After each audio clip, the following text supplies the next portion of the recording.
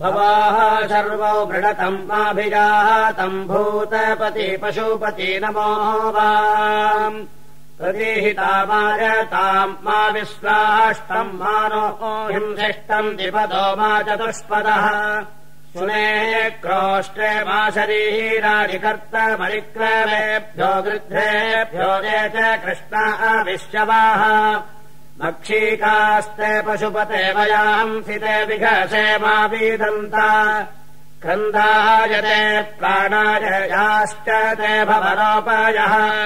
नमस्ते रुद्रकृण्मः सहस्राक्षायाः वर्त्या पुरस्तात्ते नमः कृण्ममुत्तराधराधुता अभिवर्गाद्दिवस्पर्यन्तरिक्षायते नमः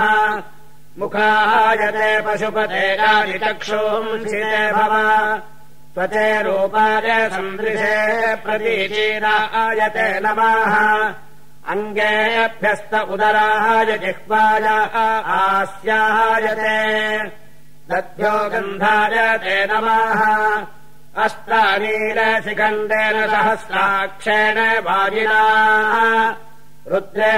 रुद्रेणार्धकघातिना तेन मा समारामहि स नो भवः परिवृणक्तु विश्वदापरिवाग्निः परिवृणक्तु नो भाः मानोऽभिमांस्त नमो अश्वस्मै चतुर्नमो अष्टकृत्तो भवाय दशकृत्तः पशुपते नमस्ते तवे मे पञ्च पशवो विभक्ता गावो अश्वाः पुरुषा अजावजाः तव चतस्र प्रतिशस्तपद्योस्तव पृथिवी तवेदमुग्रोर्वा आन्तरिक्षम् तवेदम् सर्वमात्मन्वद्यत्राणत्पृथिवीवरो उरुः कोशो वसुधा नस्तभाजम् यस्मिन् दिवा विश्वा भुवनान्यन्तः सनो मृडपशुपते नमस्ते परः क्रोष्टारो अभिभाष्वानः परोयन्त खलुदो विकेश्याः धनुर्विभर्षि हरितम् हिरण्ययम् सहस्रग्नि शतराजम् शिखण्डिम् रुद्रस्येषुश्चरति देवहेतिस्तस्यै नमो यतवस्याम् भीषीतः यो अभिजातो हृदयते त्वाम् रुद्र इति कीर्षति पश्चादनुप्रयुम् क्षेतम् विद्धस्य पदरीरीव भवारुद्रौ सयुजाः संविदानाबुभावुग्रौ च रतो वीर्याय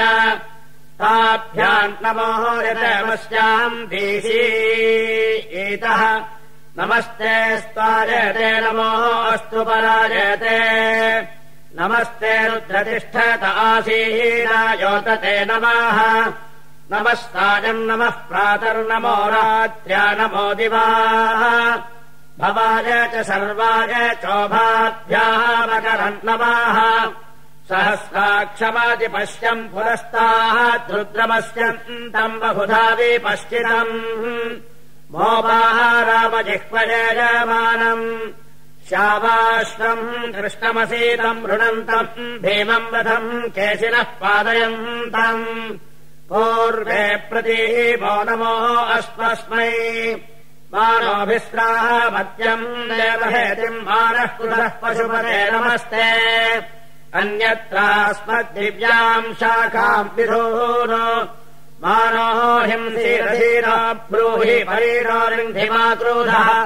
मा त्वया समारामहि मानो गोषो पुरुषेषु मागृधो नो अजाविषो अन्यत्रोऽग्रविवर्तयारूणाम् प्रजाम् जहि यस्य तक्माकाशीका हेतिरेकमश्वस्येव वृषणः क्रन्धरेति अभिपूर्वम् निर्नयते नमो अश्वस्मै योऽन्तरिक्षे तिष्ठति विष्टाभितो यज्ञनः प्रभृणम् देव पीयून् तस्मै नमो दशभिस्तक्वारीभिः तुभ्येवारण्याः पशवो मृगावये हिता हंसाः सुपर्णाश्च गुणावयाहंसि तव यक्षम् पशुपते अप्सा आन्तस्तुभ्यम् क्षरन्ति दिव्यापो वृधे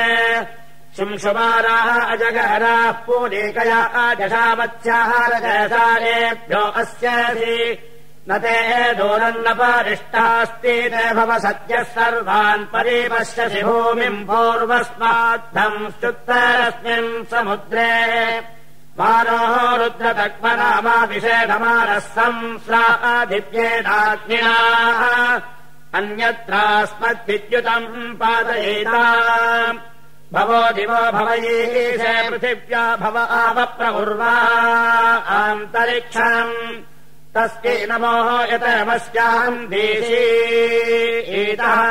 भव राजन् यजमानाय मृडपशूनाम् ह्यपशुपतिर्बभूथ यः श्रद्दधाति सन्ति देवा इति चतुष्पदेद्विपदेस्य मृडा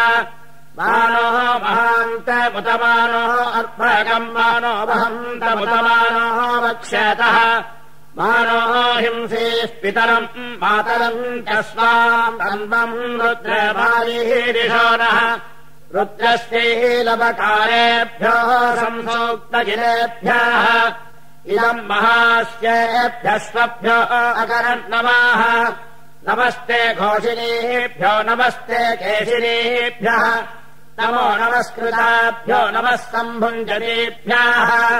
नमस्ते देवसेनाभ्यः स्वस्ति नो अभयञ्चनः।